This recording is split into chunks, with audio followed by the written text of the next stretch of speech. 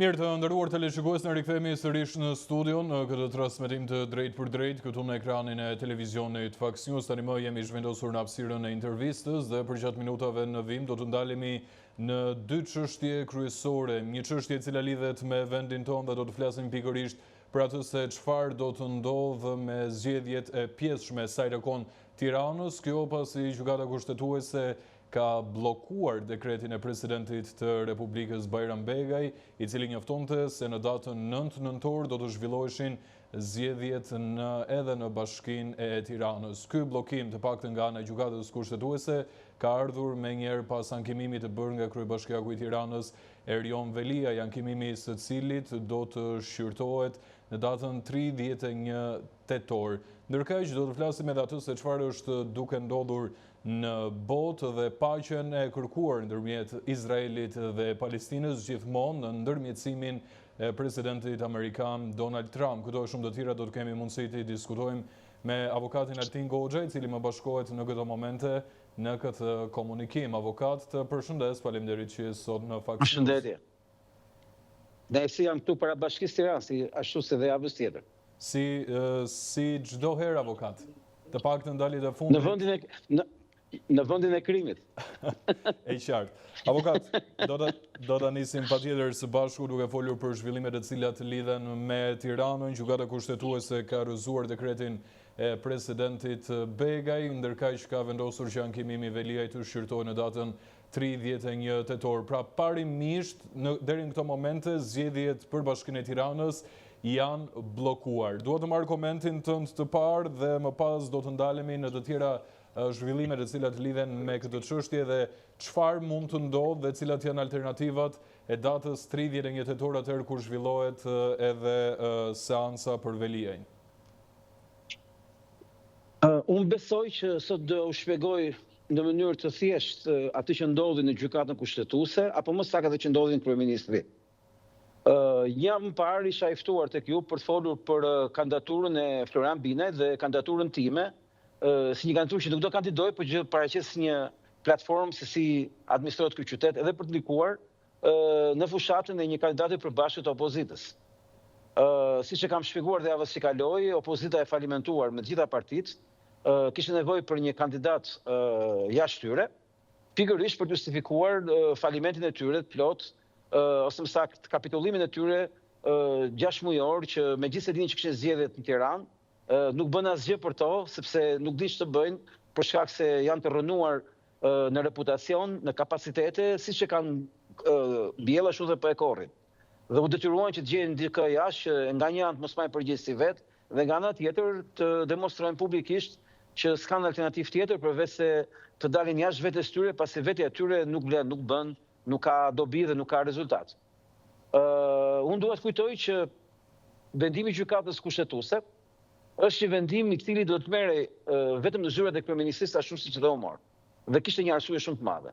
Ashtu siç u mor data e zgjedhjeve në nëntor nga kryeministri nëpërmjet kamarerit të tij personal presidentit të Republikës, po ashtu ai mori përsëri vendim për të arzuar vendimin e parë për shkak të një ngjarje që ndodhi në këtë periudhë kohore, në këtë distancë kohore, ku Edi Rama nuk e priste që opozita, për shkak se ishte friksuar më shumë se ç'duhej, e kishin rënuar më shumë se ç'duhej, u detyrua që për shkak të kapitullimit vet të gjetë një zgjidhje konsensuale nëpërmjet një kandidati krejtësisht pavarur, që s'është përfaqësues asnjë partive në kuptimin formal të fjalës, i cili në sondazhe rezultonte ku e ku shumë herë më i pëlqyer se sa personazhi që Rama ka vendosur për ta bërë kryetare bashkie, që është një nga vullnetarët e tij, një nga, si thosh, pjesa e oborrit të tij, pjesa e haremit të tij politik. Pasi Edi Rama nuk ishte përllogaritur dot një situatë 4 mujore, duke filluar nga fillimi i qershorit, që çdo ditë mendja e vet i pillte një fagëm të përditshme se si do ja nxjitën shqiptarëve nga shtatori e në të ardhmen, duke treguar një agresivitet të jashtëzakonshëm dhe të papar, të panjohur në 12 vjetët e kaluar, ku ai nuk bënte më dallim, po godiste si të vetët, si jashtë vetes, në kuptimin e elektoratit. arrogancë dhe brutaliteti i tij gjatë kohës të verës dhe gjatë muajit shtator, duke mos përllogaritur dot që mund të kishte vështirësi në menaxhimin e një fitore në Tiranë për shkak të vetë situatës aksidentale që u prodhua nga opozita, duke menduar që gjithçka e kishte kontroll, po jepte mesazhe shpopullimi shumë të forta, ku ne kemi diskutuar gjatë çdo të diele, se si ai çdo javë fillte një sër pikash, të cilat do t'ja u bënin jetën shqiptarëve të pamundur, përfshirë dhe për qytetarët e Tiranës. Dhe agresiviteti i tij, brutaliteti i tij, i shfaqur dhe në rekrutimet në administratën publike dhe spasrimet në të, në një sondazh të fundit që u bë para sapo doli emri i Florian Binajt, rezultoi që ai duhet të bënte një manipulim shumë agresiv dhe pak papërshtatshëm për kontekstin ku jetojmë në Tiranë, sepse nuk do kishte alternativë tjetër përveç se të manipulonte në mënyrë të dhunshme, të ekspozuar dhe të hapur për të arritur rezultatin e garancisë së ruajtjes së Bashkisë Tiranë. Kandidatura e Florian Binajt për shkak të personazhit përkatës, një person shumë i famshëm në periferi, në elektoratin mediokër do ta quaj unë, që voton PS-n zakonisht, i cili është një elektorat që ushqehet nga telenovela dhe përputhen, zhvendosi gjithë balancat e sondazheve, duke ushtuar edhe elektoratit partive opozitare dhe të qytetarëve gri, të cilëve u ka ardhur më tunës nga Tirana, por dhe nga shumë socialistë. Do të kujtoj një detaj që nuk ka rënë shumë në sy gjatë javëve të fundit në administratën publike, që ka filluar një shkarkim masiv nga puna i shumë persona dhe për shkak të ardhjeve ministrave të rinj dhe të domeneve personale, principatave tyre brenda mbretërisë e Tiranës, të cilët krijuan një frustrim duke shkatëruar segmente të forta të manipulimit të opinionit publik dhe të elektoratit nëpërmjet mekanizmit të patronazhimit dhe të strukturave përkatëse të cilat janë cënuar gjatë periudhës së verës dhe shtatorit. Në këtë logjikë Edi Rama konstatoi që mund të rrezikonte shumë në zgjedhjet e nëntorit nëpërmjet kandidaturës së Florian Binajt. Për llogaritë e tij, sondazhet e tij dhe patronazhistët e tij që prodhojnë opinion publik të vazhdueshëm brenda suazës së inteligjencës artificiale që Rama përdor për të thithur opinion publik personal, rezultonte që Rama po rrezikonte shumë me këto zgjedhje kaq të shpejta, të cilat vërtet e vendosin opozitën në pafsi totale për të vepruar për shkak të kohës, por avantazhojnë një personazh si Florian Binaj në raport me një kategori elektorale që është përcaktuese, siç e kam thënë dhe herë tjera, që në Shqipëri Edi Rama nuk janë ndjen fare se ç'mendojnë të mençurit, ai punon vetëm me budallet.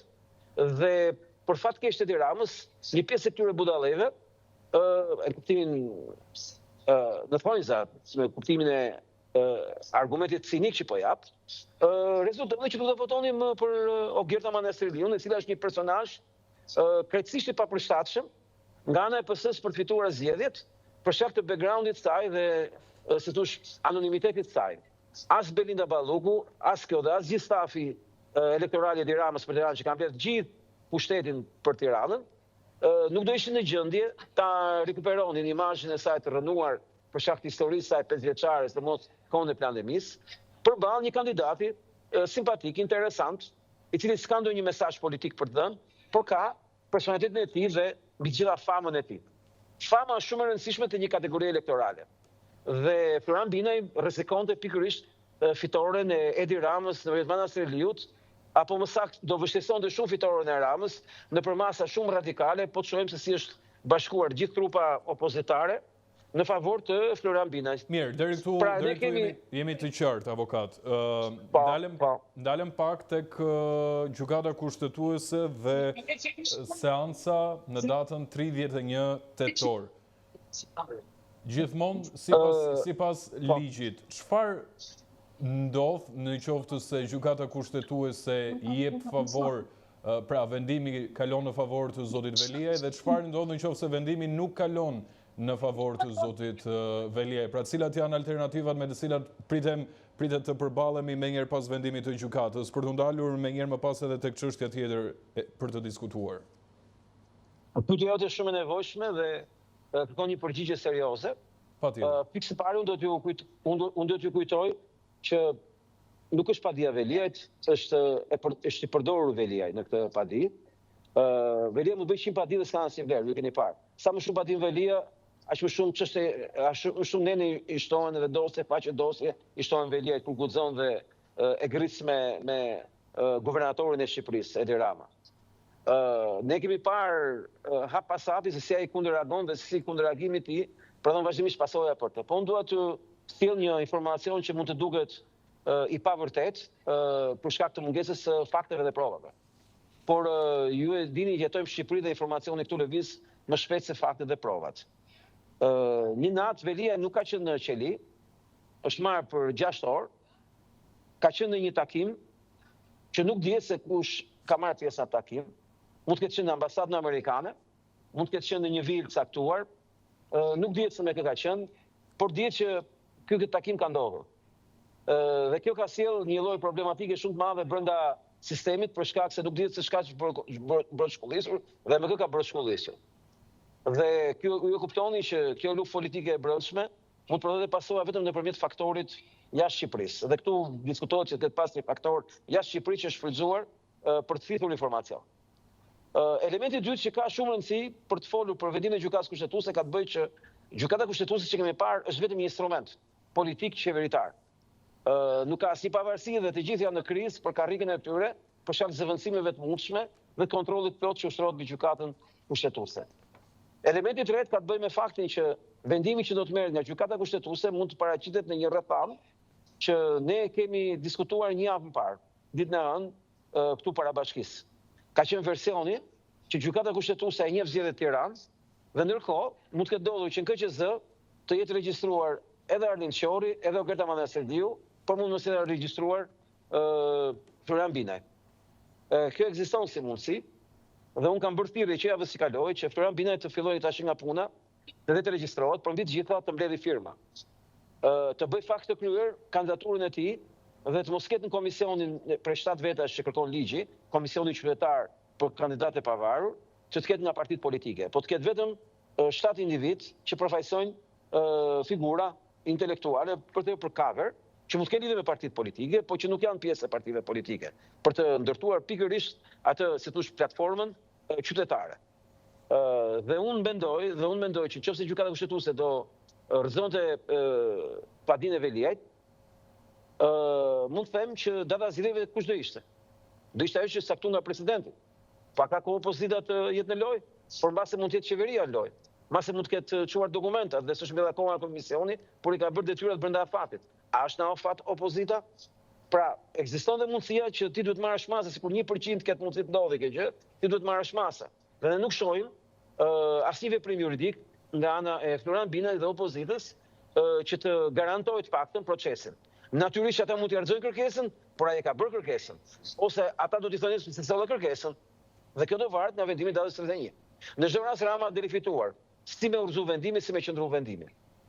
Pasi Rama s'ma përgjegjësi për vendimin e presidentit de jure, pasi atë e ka bërë presidenti nëpërmjet Rusmailit si këshilltar juridik, dhe nga ana tjetër edhe po të bëhet rrëzimi, edhe po të qëndrojë padia Veliajt,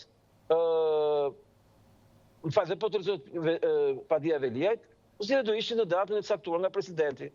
A do bësh zgjedhjet kur s'është regjistruar askush? Apo është regjistruar ndokush? Do bërë zgjedhjet, apo? Pra, ky veprim, ky vendim, ky moment le të jetë një këmban në veshët e Florian Binajt dhe të opozitës, që ta kuptojnë se çfarë duhet bëjnë. Kjo ishte koncepti im për vendimin e gjykatës kushtetuese. Qartë, avokat, ndalemi tek një tjetër çështje me një rëndësi shumë të madhe për botën, paqja ndërmjet Izraelit dhe Palestinës, një paqe e kërkuar me shumë ngulm, një mision personal i presidentit amerikan Donald Trump, i cili duket se në një farë mënyre ka arritur që t'i ulë të dyja palët për të firmosur fazën e parë të paqes dhe largimin e një pjesë të konsiderueshme të trupave izraelite nga ripi i Gazës. Komenti juaj dhe çfarë parashikoni për në vijim? Kjo është paqja më delikate dhe më e rrezikuar në mënyrë të përditshme për shkak të diversioneve që mund të bëjë Izraeli dhe Bibi Netanyahu, siç ka bërë gjithmonë. Kujtojmë që në datën 20 janar do të kishte përfunduar kjo histori e këtij viti, ditën që Donald Trump u bë presidenti i Amerikës de jure. Dhe siç e dim, kjo paqe u sabotua drejt për drejt totalisht nga Izraeli dhe nga ata që përdor Izraeli brenda Hamasit për të dëmtuar paqen. Siç është vërtetuar tashmë nga shumë fakte dhe shumë prova, vetë 7 tetori ka qenë një operacion i side job e Izraelit ose më saktë Bibi Netanyahut për të ndërtuar spasimet në Gaza dhe për të kontrolluar pushtetin dhe për të mbajtur karrikën e tij në një krizë hetimi ku ai nuk zonte mbështetjen e mbijetesës vet në krye të qeverisë. Aktualisht Bibi Netanyahu me këtë paqe mund të rrëzohet nga çast në çast nga pushteti dhe kjo paqe e shpëton si Palestinën ashtu dhe Izraelin nga rrënimi total i Izraelit që ka nisur dhe nga spastrimi kriminal i pa dëgjuar, i pa krahasueshëm i Gazës, sepse kjo është një paqe e cila detyron Izraelin që të ndalojë spastrimin etnik dhe genocidin që po kryen prej 2 vjetësh në Gaza. Dhe jo më kot është pikërisht në 2 vjetorin e ngjarjeve që filluan. Donald Trump ka paraqitur këtë marrëveshje shumë kohë përpara, por kjo është sabotuar totalisht nga lobi sionist në Amerikë dhe nga Izraeli. Projekti Trumpit kur nuk ka pas parasysh ndërtoj hotele Kushneri dhe Ivanka në Gaza, siç është shitur nga lobi hebre, duke përdorur gjithë mjetet dhe veprimet që ka, duke kujtuar që familja Kushner, Ivanka dhe Jared Kushner, më shumë i përkas Izraelit se sa familjes Trump. Për një arsye shumë të gjatë kohore, që vit historisë personale të Jared Kushner, familjes tij me Bibi Netanyahu, që është edhe më e vjetër se marrëdhënia e Jared Kushner me Ivanka Trump. Dhe siç e dim, Donald Trump ka neutralizuar çdo pozicion politik të Jared Kushner dhe Ivankës brenda administratës së tij, që nga koha kur në 2010 u manipuluan zgjedhjet dhe deri tani, siç e dini në 2024 kur Donald Trump prezantoi kandidaturat dhe i miratoi në 2025 për stafin e tij, mungonte edhe Ivanka dhe Jared, që normalisht ishin, po se ishin kaq të lidhur bashkë. Por mungesa e besimit Trump me atë që ka bërë Jared Kushner gjatë kohës që ka qenë presidentën e parë, sidomos në fundin e presidentës tij në nëntor të 2024-s, të 2020-s, bëri që ai të distanconte dhe më tepër prezenca e Jared Kushner në procesin e negociatave ka qenë si përfaqësues garant i palës Izraelit të saj familjes Trump. Dua të kujtoj faktin që në këtë marrëveshje përcaktohet qartë mbijetesa e popullit palestinez, që është themeli për shtetin palestinez. Pse mbijetesa për këtë? Sepse projekti Donald Trump parashikon ringritjen nga e para të gjithë kapaciteteve vetë qeverisëse të palestinezëve në Gaza, e cila shoqërohet po ashtu edhe me ndërveprimin me West Bankun. Kjo lloj marrëveshje parashikon zhvillimin ekonomik, juridik, politik dhe policor të palestinezëve në Gaza, duke përdorur faktorin musliman ndërkombëtar të marrëveshjes abramaike. Por duke kujtuar që kjo marrëveshje për herë të parë ka ndërtuar një koalicion të madh musliman të themeluar nga Donald Trump. Edhe një herë. Ka themeluar një koalicion të parë, për herë të parë, musliman pro-amerikan në histori. Dhe kjo ka ardhur nga Shtëpia e Bardhë, e cila përbën një problem shumë të madh për Bibi Netanyahu dhe Izraelin. Nga ana tjetër, Izraeli nëpërmjet mbështetjes së marrëveshjes së paqes ka shpresë të shpëtojë nga gropa ku është futur. Tashmë urrëtia ndaj Izraelit është në gjithë planetin Tokë, në gjithë shtetet e botës. Për atë që kanë parë dhe kanë mësuar, duke u bërë kurioz edhe se kush janë ata, edhe kush është historia e tyre. Çdo fëmijë i Gazës që është vrarë ka qenë një lloj martiri për të hequr një mur gënjeshtrës së madhe të Izraelit dhe zbigjetën e nazisionizmit. Cila është gënjeshtra e madhe e Izraelit? Gënjeshtra e madhe e Izraelit është që Izraeli është perëndimi në lindjen e mesme ku janë njerëzit barbarë, terroristë etj. Kjo gënjeshtër e madhe që është ushqyer 70 vjet, është ushqyer duke prodhuar pikërisht atë narrativ përçarëse që ka dëmtuar shumë interesat e Amerikës dhe mbi të gjitha ka detyruar Amerikën e kapur totalisht nga lobi hebre që të shkatërrojë vetveten nëpërmjet luftrave të pafundme, krejtësisht pa leverdi për Amerikën dhe duke krijuar miqësi të panevojshme me Amerikën, vetëm për llogarit e Izraelit. Dhe njerëzit kanë filluar të hapin syt dhe kjo ndodh shumë në magan amerikane nga ata që quhen influentët e opinionit në botën konservatore amerikane. Dhe këtu do të rreshtoja Tucker Carlson, Candace Owens e shumë të tjerë, ku një nga personazhet i cili po bënte si thosh një goditje shumë të rëndë të mashtrimit të madh izraelit në Amerikë, të lobit hebre në Amerikë, që ishte Charlie Kirk, siç dalin nga gjitha dhënat, kemi të bëjmë me një dosje që duan ta mbyllin si Kennedy, por nuk e mbyllin dot në botën e internetit dhe në botën e rrjeteve sociale, e cila për herë më shumë çonui në besimin publik konservator amerikan se Charlie Kirk u qafe nga shërbimet lidhura me Izraelin për llogaritë të Izraelit. Marrëveshja e paqes që ka paraqitur Donald Trump nuk shpëton dot asnjë kriminal lufte nga ndjekja e tij penale në të ardhmen. Në këtë marrëveshje nuk ka asnjë amnisti për kriminalët e luftës. Ata do të ndiqen, do të gjenden dhe në 20 vitet që vijnë nuk kanë përshpëtuar asnjëri nga ata. Krimet që kanë bërë ata janë të papunme dhe implikimi është i 10.000 njerëzve. Ne do të shohim nëpër aeroporte në të ardhmen vazhdimisht arrestime të kriminalëve të luftës në Izrael. Dhe kjo do të jetë një proces i ardhshëm. Marrëveshja e paqes është delikate sepse mund shkatërrohet nga çast në çast, nga një qeveri që mund të bjerë nga çast në çast, që është qeveria Netanyahu, ndërkohë që Donald Trump, që ka luajtur me dy porta, përballë një Amerike totalisht kapur nga lobi hebre, është paraqitur si presidenti më i mirë i Izraelit, dhe kjo u duk dhe në mitingun e dieshëm ku morte pjesë dhe Ivanka Trump dhe Jared Kushner dhe përfaqësuesi i tij Witkoff në linjën e mesme, që ishte edhe personi arkitekti i marrëveshjes, por do thoja që kjo marrëveshje e cila është prezantuar me kaq shumë bujë, që ka në thelb arkitekt Donald Trump dhe asnjë tjetër, që të gjithë ata kanë punuar për të sabotuar marrëveshjen, dhe ka qenë Donald Trump që ka detyruar Bibi Netanyahu në momentin që është vendosur me shpatulla për muri, me shumë akuza, si nga për Charlie Kirk, për dosjen tashmë që ka dalë bllof në Amerikë, si për çka ka bërë, çfarë po bën. Pasi marrëdhënia Donald Trump me Bibi Netanyahu ka qenë marrëdhënia njësoj si një tavolinë pokeri e dy mafiozëve që duan t'ia fusin njëri tjetrit. Në kuptimin që Donald Trump ata ka pas armiq gjithpost, por është shfaqur se më i miri i tyre, si vetëm rrugë për të përballur dhe për të realizuar objektivin e tij, për të kapur Federal Reserve, për të kthyer ai pakun në një agent të huaj brenda ligjit amerikan fara, si çdo shtet tjetër, dhe me gjitha për të ndaluar këtë problem që i shkaktohet Amerikës në linjën e mesme nga Izraeli, i cili synon me çdo kusht luftë me të gjithë vendet arabe dhe sidomos me shtetin e Iranit. Pikërisht këtë që po bën Trumpi, këtë që ka bërë Trumpi, është një lojë që do kuptohet më vonë, që ai luan me dy portat, luan edhe me lobin sionist, luan dhe me magën antisioniste, dhe perspektiva e kësaj historie do të përcaktohet në muajt që vijnë nëpërmjet diskreditimit të dosjes fake të Kash Patelit me shokë me shoqe, që është thjesht një mbulesë e një vrasje të organizuar politike që të gjithë lumen të çojnë në Izrael, dhe mbi të gjitha, ai që është më e rëndësishme nga të gjitha, ka të bëjë me mënyrën se si do përgatiten zgjedhjet amerikane të primareve për kandidatët republikanë. Do të jenë ndaj pakut apo kundër pakut.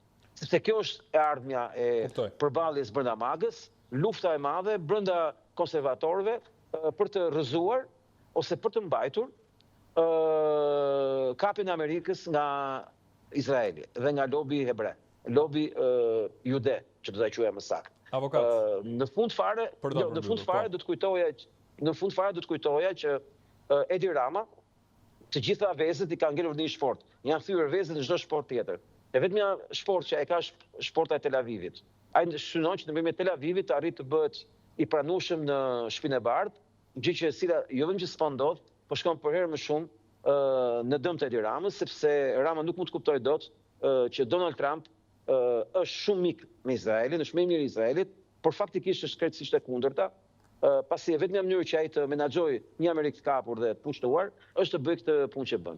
Për njoftim publik doja vetëm t'i kujtoja që këtu kam një zarf që sapo ka ardhur.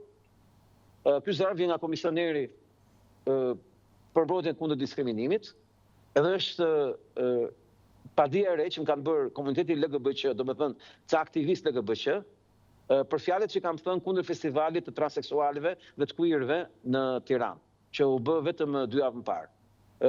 E kam shpjeguar edhe ditë që unë jam peshkatar, hedh ka rremat, vin peshqit dhe kapin.